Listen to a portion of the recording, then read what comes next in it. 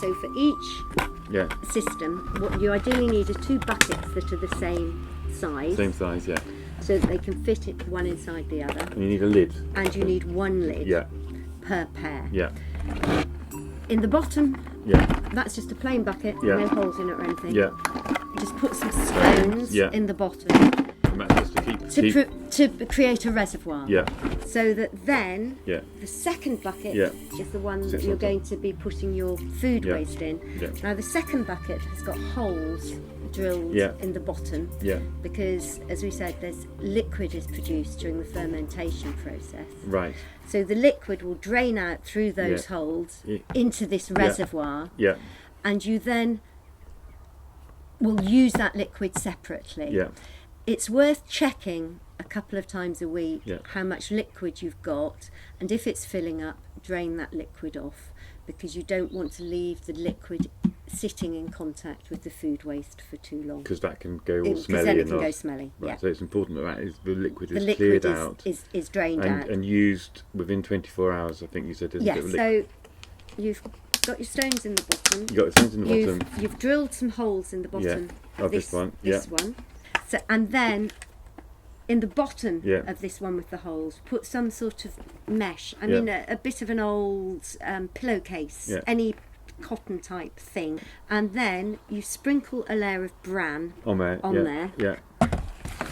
And then you just start adding your food waste. An inch at a time. An inch at a time, and any food scraps, whether that's, you know, fish bones, burgers, chips, whatever it is, you put in there. And for every inch, wonderful healthy diet, you sprinkle a layer of the Bokashi bran over, and you carry on until it's full. You can compress the food waste down so that you. So these actually take quite a large weight of food. Any tips for compressing it? Just your hand? A hand with a glove on. Yes. Or just some people make their own little tampers, you know, a block of wood with a... Yeah. I imagine if you've got a spare lid, you could actually cut it, couldn't you? So that you've actually got something that you could sort of... Or the other thing that's quite good is just a plate. Yeah. You know, a plate that will fit inside, just to squish it down. Yeah. Because this is essentially, this stage of the process is anaerobic. Right. So you want as much air excluded as possible. Okay.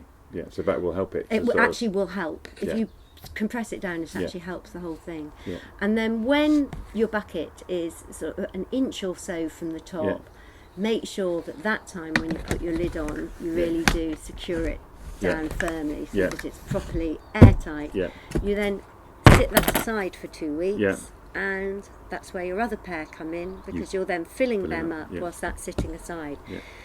The liquid, as we said, has to be used within 24 hours or so, but the contents of this bucket, as long as you leave the lid on, can be left.